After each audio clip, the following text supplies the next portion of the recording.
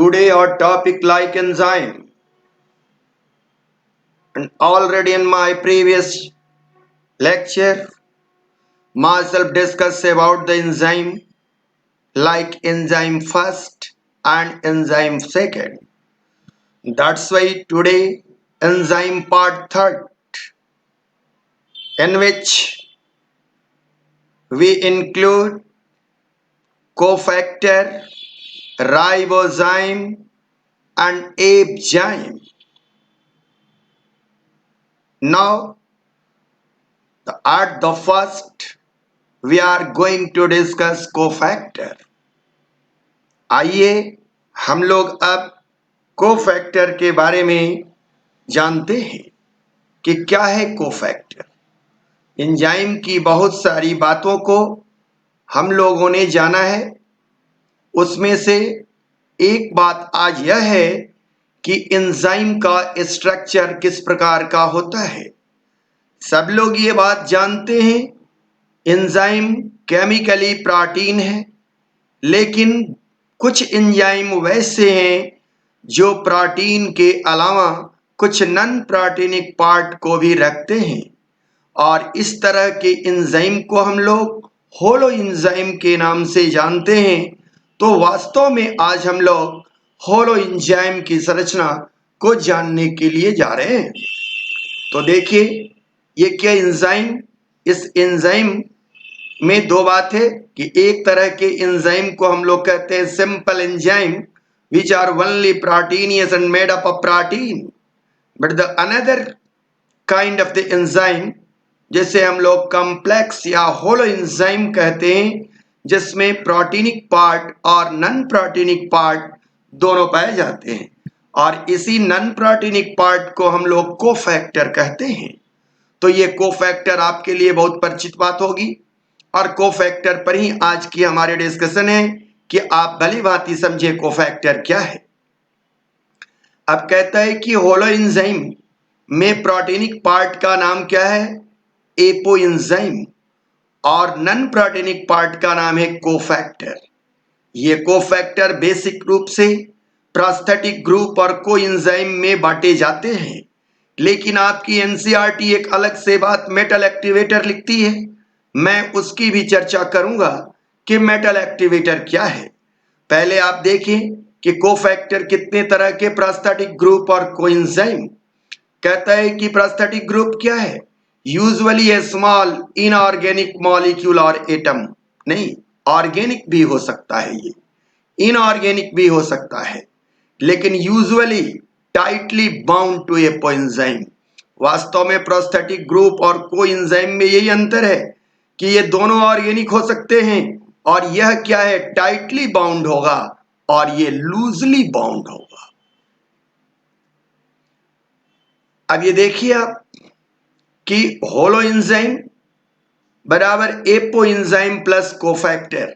यहां देखिए एक होलो एंजाइम का पिक्चर हमने दिखाया है, जिसमें क्या है, ये प्रोटीन के चेन है, अलग अलग डिफरेंट कलर के प्रोटीन के चेन दिख रहे हैं, पॉलीपेप्टाइड चेन है, और साथ में देखिए यहां इसके एक्टिव साइट पर कोफैक्टर बना हुआ है, इसलिए ये होलो एंजाइम है। लेकिन जैसे ही हम कोफैक्टर को यहां से अलग कर देते हैं, तो अब ये रिमेनिंग पार्ट क्या रह गया, एपो एंजाइम। इस प्रकार आपने ये समझा होगा कि एपो एंजाइम कोफैक्टर और होलो एंजाइम के बीच क्या संबंध है। आए कोफैक्टर के बारे में समझे। These are some enzyme. There are some enzyme that need a additional non-protein molecule या ion called cofactor. Cofactor can be considered helper molecule. Cofactor can be considered helper molecule. Helper molecule, यह बात हमेशा ध्यान रखेंगे, that assist in biochemical transformation. Cofactor वही, अब दूसरे तरह से हम कोफैक्टर को बांट रहे हैं ऑर्गेनिक और इनऑर्गेनिक, और ऑर्गेनिक को कह रहे हैं प्रोस्थेटिक ग्रुप टाइटली पैक, और ऑर्गेनिक जो कोएंजाइम है लूजली अटैच। यानी यहां एक मतलब समझ ले, प्रोस्थेटिक ग्रुप वो है जो कि एंजाइम के साथ हमेशा बंधा रहता है, एंजाइम रिएक्शन में भाग लेगा तो भी और नहीं लेगा तो भी। लेकिन कोई एंजाइम वैसा है जो एंजाइम के साथ तो बधता है, लेकिन उस वक्त बधता है जिस समय वो भाग रिएक्शन में लेता है। रिएक्शन में भाग लेने के बाद कोई एंजाइम क्या करता है, एंजाइम यानी एपो एंजाइम से अलग हो जाता है, यानी इसका कंडीशन ट्रांजिएंट है। टाइप ऑफ कोफैक्टर्स, तो coenzyme, the non-proteinic component loosely bound to apoenzyme by non-covalent bond. Example, vitamin or compound derived from vitamins. Mostly vitamin are coenzyme. Prosthetic group, non-proteinic component tightly bound to the apoenzyme by covalent bond is called prosthetic group. Metal ion, bind with side chain of the active site by coordination bond with substrate. कोई बड़ी बात नहीं है। अब ये picture को ध्यान से देखें, ये प्रोटीनियस एंजाइम है, सिंपल एंजाइम है। इसके एक्टिव साइट को देखिए, एग्जाम्पल है लाइसोजाइम। लाइसोजाइम का डिटेल आपको हमने पिछले लेक्चर में दिखाया था कि लाइसोजाइम किस प्रकार प्रोटीन से बना है, क्वाटरनरी स्ट्रक्चर उसका आप पीछे के वीडियो में देख भी सकते हैं, पीछे के लेक्चर में उसको फिर से देख सकते हैं।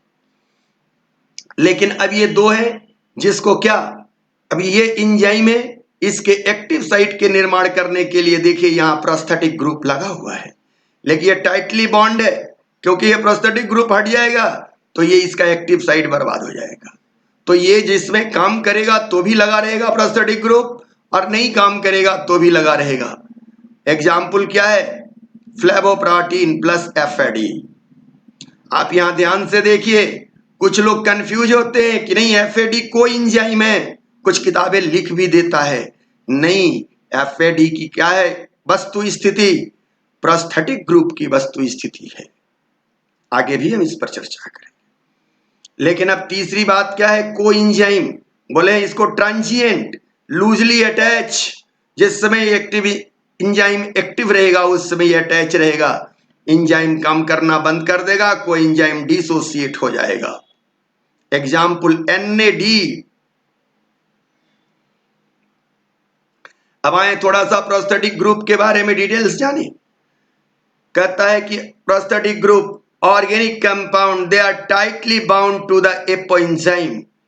एग्जाम्पल के रूप में in peroxidase and catalase which catalyze the breakdown of the hydrogen peroxide to the water and oxygen. Here heme is the prosthetic group.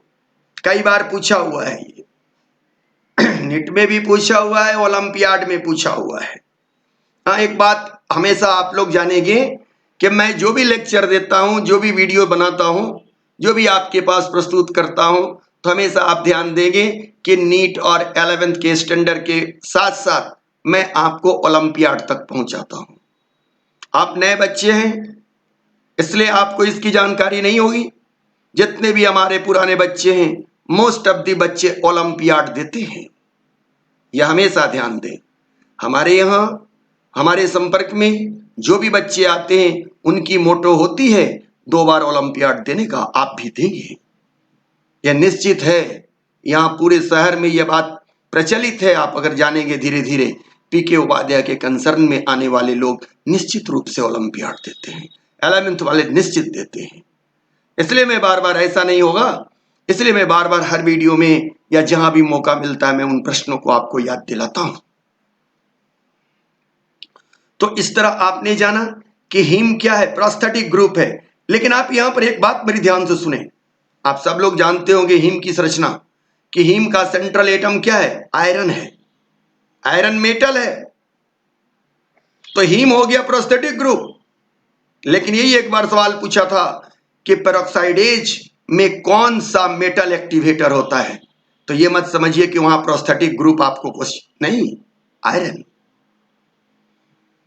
दूसरा राइबोफ्लेविन, अभी देखा आपने, riboflavin known as vitamin B2 is the building block of flavin mononucleotide FMN। आप FMN से familiar है, and flavin adenine dinucleotide. इस सारी की जानकारी आपको पहले मैं न्यूक्लियोटाइड पढ़ाते समय दे चुका हूं। आप अगर चाहें फिर से रीजा करके उन वीडियो को देखें। Both act as prosthetic group for electron transfer reaction in a number of enzyme. Due to this much wider redox potential of the flavin enzyme, riboflavin is involved in the transfer of either one or two electron। आप आगे पढ़ेंगे हमसे, respiration पढ़ेंगे, वहां फिर चल करके NAFAD की प्रक्रिया को देखेंगे। This is different from nicotinamide which participate in double electron transfer only। Nicotinamide हमेशा एक पेयर इलेक्ट्रॉन को ट्रांसफर करता है, जबकि इसके साथ क्या है, यह एक भी इलेक्ट्रॉन ट्रांसफर कर सकता है और दो भी कर सकता है, याद रखेंगे। अब प्रोस्थेटिक ग्रुप के बाद अभी चर्चा मैंने किया था metal ion, metal activator, inorganic, तो यहां मैं लिखता हूं metal ion as a cofactor. Metalloenzyme contain formally bound metal ion. देखिए मेटल भी फॉर्मली बाउंड होता है, ट्रांजिएंट नहीं। At the enzyme active site, example iron. अब आयरन के लिए फिर प्रोस्थेटिक ग्रुप क्या हो गया, हीम। जिंक कहां पाया जाता है, carbonic anhydrase. Copper centre, cobalt cyano cobalamin. आप देख भी रहे हैं कि किस प्रकार ये एंजाइम से, ये फिगर उतनी साफ नहीं है, मैंने कोशिश किया है, लेकिन देखिए इसके बीच में क्या, जिंक यहां पर कोऑर्डिनेट किया हुआ है और हिस्टिडीन के साइड चेन से जुड़ा हुआ है दोनों तरफ से, यहां से भी, और इस प्रकार एक्टिव साइट बना रहा है। वास्तव में ये जो फिगर हमने बताने की कोशिश की है, ये कार्बोनिक एनहाइड्रेज का फिगर है। Example of metallo enzyme carbonic anhydrase contain zinc. Carbonic anhydrase पर एक बार और मैं चर्चा करूंगा जब मैं आपको ह्यूमन रिस्पायरेशन और एनिमल रिस्पायरेशन के संबंध में बात करूंगा। और कौन कौन मेटल आयन कोफैक्टर के रूप में काम करते हैं, तो आयरन जाना आपने पेरोक्सिडेज में, कॉपर साइटोक्रोम ऑक्सीडेज में, magnesium hexokinase, nickel urease, manganese arginase, potassium pyruvate kinase, zinc DNA polymerase carbonic anhydrase के साथ, मॉलिबेडनम नाइट्रेट रिडक्टेज, ये भी पूछा हुआ सवाल है।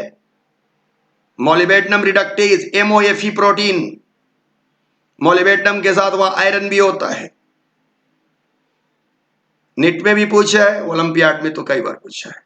Selenium glutathione peroxidase, calcium lipase, chloride ion salivary amylase,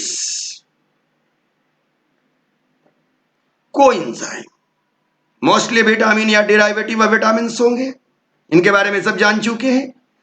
coenzyme are a small organic non proteinic molecule loosely attached to a coenzyme separated easily by dialysis।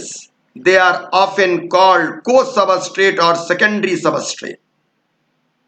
Reaction involving oxidoreduction, group transfer, isomerization and covalent bond formation। आप सब लोग chemistry के student हैं, पढ़ भी रहे हैं, पहले से भी जानते हैं, इसलिए मैं इस पर बहुत डिटेल रिएक्शन पर नहीं कर रहा हूं, आप ऑलरेडी रिएक्शन समझ रहे होंगे। अब कोएंजाइम के एग्जाम्पल देखें कि कौन कौन विटामिन, तो coenzyme form of vitamin B and their function. Thiamine क्या बनाता, थियामीन पायरोफॉस्फेट TPP, इसका काम क्या है, कैटालाइज करना aldehyde to keto group transketolase. Riboflavin L amino oxidase, riboflavin D amino oxidase. Niacin nicotinamide adenine dinucleotide hydrogen और electron transfer LDH, lactic acid dehydrogenase या lactic dehydrogenase. Niacin nicotinamide dinucleotide adenine phosphate, इसके बारे में भी मैंने आपको बताया है और आप जानते होंगे। अब मैं बता रहा हूं कि आप देख रहे हैं किस तरह आपके सिलेबस को लेके आगे मैं बढ़ रहा हूं कि एक एक चीज पुरानी बताई हुई आगे चल रहा है। अगर आपको याद होगा तो सो फॉर बेस्ट, अदरवाइज आपके पास मटेरियल है, अब मैं साथ साथ आपको पीडीएफ भी दे रहा हूं, क्योंकि बहुत सारे बच्चों का क्लेम था कि हम लोग नोट्स कैसे बनाएंगे। अरे आप नोट्स बनाएंगे, एनसीईआरटी को पढ़ेंगे, आपको ऑब्जेक्टिव क्वेश्चन का जवाब देना है, न कि सब्जेक्टिव और नोट्स बनाना है। लेकिन चाहे तो साथ में पीडीएफ लगा हुआ है, आप पीडीएफ को देख सकते हैं, पूरी नोट्स तैयार होगी। लाइपोइक एसिड हाइड्रोजन और electron carrier pyruvate dehydrogenase complex fermentation में भाग लेगा। Pantothenic acid coenzyme A acyl group transfer thioketolase. Folic acid tetrahydrofolate 1 group transfer from methyl formyl transferase. ये आपको जेनेटिक्स में मैं बताऊंगा कि ये कहां पर यूज होता है। Formyl methylase, formyl transferase, formylation होता है अमीनो एसिड का, एक्टिवेशन ऑफ अमीनो एसिड कहते हैं। Biotin pyruvate carboxylase cobalamin methyl cobalamin methyl malonyl cobalamin mutase. ये सारे क्या हैं? कोएंजाइम है और विटामिन के फॉर्म है। अब चलते चलते आप एक ये बात देख लें कि पूरी तरह से आपने होलो एंजाइम की संरचना क्या है। तो देखिए ये होलो एंजाइम है, इसमें ये क्या है? नॉन प्रोटीनिक पार्ट है जिसको आप कोफैक्टर कहते हैं। यहां से यहां तक ये क्या है? कोफैक्टर है, आप देख रहे हैं। और ये क्या है? प्रोटीनिक पार्ट है। ये दोनों के कॉम्बिनेशन से क्या यहाँ कैटालिटिक साइट बना हुआ है। जैसे ही ये होलो एंजाइम काम कर लेगा, ये कोफैक्टर यहां से रिलीज हो जाएंगे। तो इस प्रकार हम लोगों ने कोफैक्टर देखा, कोफैक्टर की बातों को समझा। हम लोगों ने ये समझा मेटल आयन क्या है, कैसे काम करते हैं, प्रोस्थेटिक ग्रुप क्या है और कोएंजाइम क्या है। अब इसके बाद आते हैं हम लोग, शुरू में हम लोगों ने चर्चा की कि rather than protein some enzyme which are also found in world, these are made up of RNA, and such kind of the group of enzyme known as the ribozyme. That's why we are going to discuss something about ribozyme. Ribozyme की historical background, Thomas catch और Sydney Altman नामक वैज्ञानिकों ने ribozyme को सबसे पहले खोजा। कहता है RNA molecule that act as enzyme are called ribozyme. This property of some RNAs was discovered by Sidney Altman and Thomas Cech, who were awarded in Nobel Prize in Chemistry in 1989. Ribozyme are nothing but the RNA molecules capable of catalyzing biochemical reaction. Earliest non example कौन कौन से आज तक मुख्य रूप से आप ribozyme को जानते हैं। वैसे तो आज सिंथेसाइज भी हो रहे हैं लेबोरेटरी में, बट आप बिगनर हैं, न्यू हैं, आपको एक हमको संक्षिप्त परिचय देना है, इसलिए बहुत ही छोटी सी बात कर रहा हूं। राइबो न्यूक्लियेज पी बहुत फेमस नाम है। Group first and second intron, ribosome, hammer head ribozyme. अब आप ध्यान दें यहां कि मैं क्या कह रहा हूं कि राइबोसोम इज ए राइबोजाइम। देखिए बेटा मैंने कि फिर मैं आगे की बात कर रहा हूं, कैसे कर रहा हूं मैं आ रहा हूं। कहता है इसका प्रिंसिपल रिएक्शन क्या है? RNA transesterification, RNA cleavage, hydrolysis of phosphodiester bond. आप में से बहुत सारे बच्चे जानते होंगे, 12 वाले जानते होंगे, आप नहीं जानते तो मैं बता रहा हूं कि जब आरएनए का निर्माण होता है ट्रांसक्रिप्शन के द्वारा, डीएनए से जब आरएनए बनता है तो उसमें मैसेंजर आरएनए का प्रोसेसिंग होता है। कहां? यूकैरियोट के केस में न्यूली सिंथेसाइज्ड मैसेंजर आरएनए को एचएनआरएनए कहते हैं, हेट्रोजीनियस आरएनए कहते हैं, और हेट्रोजीनियस आरएनए प्रोसेसिंग के द्वारा मैच्योर एमआरएनए में बदलता है। और इस प्रक्रिया को कहते हैं स्पेलाइसिंग। और स्पेलाइसिंग के दरमियान क्या होता है? Removal of intron. आगे आप जानेंगे। तो ये रिमूवल ऑफ इंट्रॉन जो करने के लिए भी फॉस्फोईस्टर बॉन्ड ऑफ आरएनए काटना होगा, यह भी काम राइबोजाइम का है। और जो इंट्रॉन रिमूव होगा वो भी आरएनए मॉलिक्यूल है, वह भी एंजाइम के जैसा काम करेगा, वो भी एंजाइम के जैसा काम करेगा। इसके लिए शब्द आया है group first and second intron. और फंक्शन क्या है? RNA cleavage. Substrate align to the active site using the guide sequence which is complementary to the substrate. इसको हम लोग गाइड आरएनए कहते हैं। All ribosome depend absolutely on the assumption of correct three-dimensional structure for activity, क्योंकि ये भी 3D structure में ही active होता है। आप पढ़ भी चुके हैं हमसे कि आरएनए का 1 डायमेंशन भी, 2 डायमेंशन भी और 3 डायमेंशन भी। मैसेंजर आरएनए 1 डायमेंशन में है, ट्रांसफर आरएनए 3 डायमेंशन में है।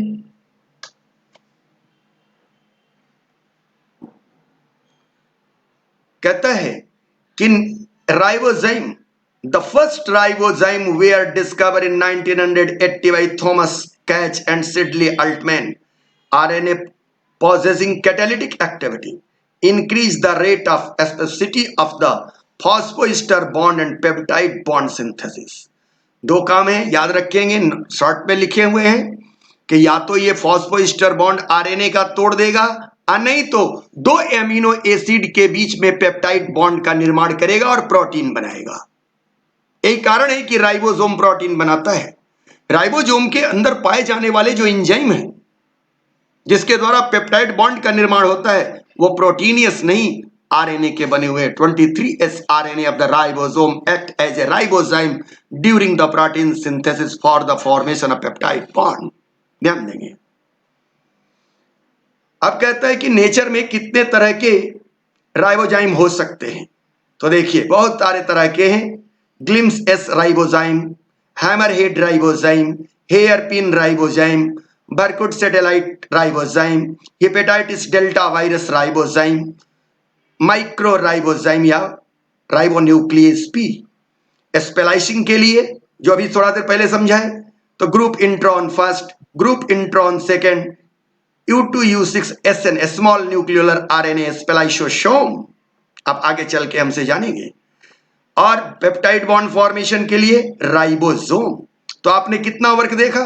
आरएनए क्लीवेज, आरएनए स्प्लाइसिंग और पेप्टाइड बॉन्ड फॉर्मेशन। बस इतना भी अगर याद रखते हैं आप तो मेरा काम निकलता है कि आरएनए से बने हुए जो एंजाइम है, राइबोजाइम है, उनका क्या क्या फंक्शन है। तो क्या क्या फंक्शन है? तो पहला मैं बोल रहा हूं क्या? आरएनए क्लीवेज, दूसरा बोल रहा हूं आरएनए स्प्लाइसिंग और तीसरा बोल रहा हूं पेप्टाइड बॉन्ड फॉर्मेशन। तो आर यू श्योर कि for peptide bond formation must be ribosome, for RNA splicing must be a spliceosome, and for RNA cleavage hammerhead ribosome and the hairpin ribosome और RNA nuclease P। अब देखें hairpin ribozyme, क्यों नाम पड़ा hairpin? In nature is part of the 4 stem junction. देखिए A B C D 4 stem और 4 loop बने, इसलिए इनका नाम दिया hairpin. Ribozyme consist of the 2 stem with the internal loop, stem aligned side by side with 180 degree bend to the junction, hence hairpin. Internal loop interact with the active site, और इसके internal loop क्या है? वो active site का निर्माण करते हैं, loop ए और लूप बी। यही से ये सबस्ट्रेट को कैटालाइज करता है। The hairpin ribozyme is a RNA motif that catalyze RNA processing reaction essential for replication of the satellite RNA molecule, satellite RNA, viroids, in which it is embedded. It does not require direct coordination of the metal cation or phosphate. This ribozyme have been developed mainly for antiviral application. ये दूसरे RNA को काट देगा। इस प्रकार अगर इसको हम लेबोरेटरी में डेवलप करें, नए नए डेवलप करें, तो आज जितने भी आरएनए जीनोम के वायरस हैं जो मनुष्यों को तकलीफ दे रहे हैं, उनके एंटीडॉट के रूप में इसे डेवलप किया जा सकता है। उसमें भी आपके कोरोना के वायरस हैं, उनके भी जीनोम आरएनए है। अगर उनका एंटीडॉट बनाना है, हमको उनकी दवा बनानी है, तो एंटीवायरल एप्लीकेशन के लिए हमको क्या बनाना होगा? राइबोजाइम बनाना होगा। यह राइबोजाइम जाके क्या करेगा? उनके जीनोम को कट डाउन करेगा, क्योंकि इसका काम क्या है, cleave the RNA phosphoester bond. Enough, आइए आगे बढ़ते हैं। अब दूसरा हैमरहेड राइबोजाइम। हैमरहेड इसलिए इसका नाम पड़ा हथौड़ा की तरह है। ये देखिए फिगर में चल भी रहा है, देख भी रहे हैं इसका GIF, यही है hammerhead. Separation of the catalytic and substrate strand. क्या करता है ये, इसमें सबस्ट्रेट का स्ट्रैंड को सेपरेट करता है। Strand with hairpin is the enzyme. और भी क्या है इसमें, कि इसमें ये हैमरहेड क्यों कहा गया है, कि इसमें आधा क्या है, इसमें देखिए इस फिगर में दो तरह के, ये देखिए यहां से यहां तक अलग है, देखिए टूटा हुआ है, ये पोर्शन टूटा हुआ है, तो वो सबस्ट्रेट है और बाकी ये सब एंजाइम है। तो इस यही बात कहता है कि स्ट्रैंड, तो ये सबस्ट्रेट हुआ, with hairpin is the enzyme. Single strand, ये सिंगल स्ट्रैंड सबस्ट्रेट को तोड़ता है। बाकी सारी कैटालिटिक इफिशियंसी इसकी बताई गई है कि कैटालिटिक इफिशियंसी कितनी होती है। इसको कंपेयर किया गया प्रोटीनियस एंजाइम से। अब अगली बात, the ribosome is a ribozyme. अभी हमने बात कही थी, कहता है कि ribosome protein, ribosomal protein act as scaffold to oriented the catalytic RNA. अब कैटालिटिक आरएनए क्या है इसका, 23S आरएनए। ये 23S आरएनए क्या करता है, तो ये पेप्टाइड बॉन्ड का निर्माण कराता है। ये देखिए ये पी साइड है जहां पर पेप्टाइड बॉन्ड का निर्माण होगा। मैं पीछे के दिन में भी आपको ये बताई थी बात, आरएनए पढ़ाते समय, राइबोसोमल आरएनए पढ़ाते समय, अगर आपको याद होगा तो आपको ये बात समझ में आएगी, अन्यथा फिर पीछे बैक जाके आपको पढ़ना होगा। तो कहता है कि 23S राइबोसोमल आरएनए, इसका काम क्या है, ये आरएनए है और इसका काम क्या है, पेप्टाइड बॉन्ड का निर्माण करना। तो ये है ना कैटालिटिक एक्टिविटी वाला, और इसीलिए इसको कहा जाता है राइबोजाइम। और देखिए ये काम कैसे करता है, कहता है adenine is the highly conserve participate in the general acid base catalysis to the deprotonate the amine. यानी ये ए साइट, आप ये जानते होंगे कि ट्रांसफर आरएनए राइबोसोम पर एमिनो एसिड को लेके आता है। तो ट्रांसफर आरएनए जब एमिनो एसिड को लेकर के जाएगा और जो पहले से एमिनो एसिड राइबोसोम पर खड़ा है, दोनों के बीच में बॉन्ड बनेगा। तो इस बॉन्ड बनाने का काम 23S राइबोसोमल आरएनए का होगा। इसलिए ये कहा गया, ये डायलॉग देखिए, राइबोसोम इज अ राइबोजाइम। और यह याद दिलाता है किसका, आरएनए वर्ल्ड।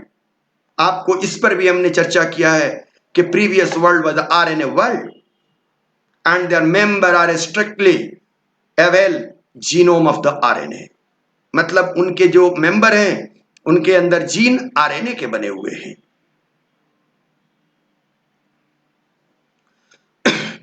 अब एक नई बात, चलते चलते एक छोटी सी बात, आपके यहां इसकी चर्चा नहीं है लेकिन 12 में आ जाएगी, इसलिए हमने हल्का सा चर्चा किया है। ये कोफैक्टर और राइबोजाइम के बाद ये तीसरी बात है एबजाइम। एंटीबॉडी का नाम आपने सुना। सम एंटीबॉडी या immunoglobin also act as enzyme, these are called abzyme. Antibodies or immunoglobin also the quaternary structure of the polypeptide chain or protein. तो आप जानते हैं कि एंटीबॉडी भी प्रोटीन है, और प्रोटीन होते हुए भी उनकी कैटालिटिक एक्टिविटी है। तो इसलिए उस तरह के एंटीबॉडी जिनकी कैटालिटिक एक्टिविटी हो उसे हम एबजाइम कहते हैं। यही नेचर अगर हम लोगों ने जाना, इन बातों को हम लोग जानेंगे तो डायग्नोस्टिक टूल्स, डायग्नोस्टिक किट्स बनाएंगे। जैसे आप लोगों ने कहीं नाम सुना होगा इलिसा, फिर मैं कभी आऊंगा इस पर। एबजाइम क्या है ये देखें, an abzyme from antibody and enzyme also called cat map. इसका नाम क्या है, cat map from catalytic monoclonal antibody. कि ये कैटालिटिक मोनोक्लोनल एंटीबॉडी, इसलिए इसका शॉर्ट में नाम है cat map, and most often called catalytic antibody it is the monoclonal antibody with the catalytic activity. आप हमसे ये नहीं पूछेंगे यहां कि मोनोक्लोनल एंटीबॉडी क्या है, क्योंकि मैं ऑलरेडी आपको आगे बताने वाला हूं। मोनोक्लोनल ये खाली यह जाने कि एक तरह का एंटीबॉडी, एक खास प्रकार का एंटीबॉडी। क्या है मोनोक्लोनल? क्योंकि आपके शरीर में जो एंटीबॉडी पैदा होते हैं उसको हम लोग कहते हैं पॉलीक्लोनल, और लेबोरेटरी में हम एक ही तरह के केवल एंटीबॉडी बनाए तो उसे हम लोग कहते हैं मोनोक्लोनल। मैं बोलूंगा उस पर, अभी नहीं। They bind strongly to the transition state with the high association constant enhancing the reaction rate. Abzyme reduce rational entropy. Source क्या है एपजाइम का? Abzyme are usually artificial constructs, अभी बोल चुके हैं। They are also obtain from human and animal serum found in normal human and if patient with the auto immune disease. फिर आप पूछेंगे what do you mean of auto immune disease? तो आप जाने कि इम्यून डिजीज, रोग निरोधी क्षमता आपके शरीर में कम हो जाएगी तो स्वतः आपके एंटीबॉडी जो दूसरे फॉरेन मटेरियल से लड़ने के लिए हैं वो आप ही के शरीर से लड़ने लगेंगे। Auto immune disease. इसलिए बार बार हम लोग कहते हैं इम्यूनिटी बढ़ाइए, इम्यूनिटी बढ़ाइए। कोरोना के भी क्षेत्र में क्या हुआ? इम्यूनिटी बढ़ाइए। तो इम्यून आपके हेल्दी रहने के लिए बहुत बड़ी चीज है, और आपके इम्यून के अंदर आने वाले फाइटर जो प्रोटीनियस हैं उन्हें हम लोग एंटीबॉडीज या इम्यूनोग्लोबिन कहते हैं। These are capable of hydrolysing protein, DNA, RNA, polysaccharide etc. देख रहे हैं किसी भी चीज को तोड़ सकता है। Example of abzyme, hydrolysis of hydroxy ester by abzyme. Hydroxy ester form the cyclic intermediate during the hydrolysis. Cyclic phosphate ester is a structural analog to the cyclic intermediate. This analog is used to the antigen to elect antibodies. देख रहे हैं कितनी important चीज है। आज आपको केवल मैं नाम बता रहा हूं एपजाइम, लेकिन जब आप मेडिकल कॉलेज में जाएंगे या आगे की ओर बढ़ेंगे, बायोटेक्नोलॉजी में जाएंगे, बायोलॉजी में अपना कैरियर बनाएंगे, तो इसी सब का जमाना है। आज का ये सब हीरो है राइबोजाइम, एपजाइम। नॉर्मल एंजाइम क्या? नॉर्मल एंजाइम तो है, डाइजेशन में भाग लेता है। इसलिए थोड़ी थोड़ी बातें मैं चाहता हूं कि आप जानें। This antibodies bind with the cyclic intermediate increasing and the reaction rate. इसका काम क्या है कि वह पदार्थ जिससे एंटीजन बचता है उससे यह बच जा रहा है। अब कितने तरह के रिएक्शन एपजाइम के हो सकते हैं? बहुत सब है। Amide hydrolysis, transesterification, photocleavage, photodimerization, decarboxylation, oxidation, cyclization, reduction of the diketone and hydrolysis of enol Easter.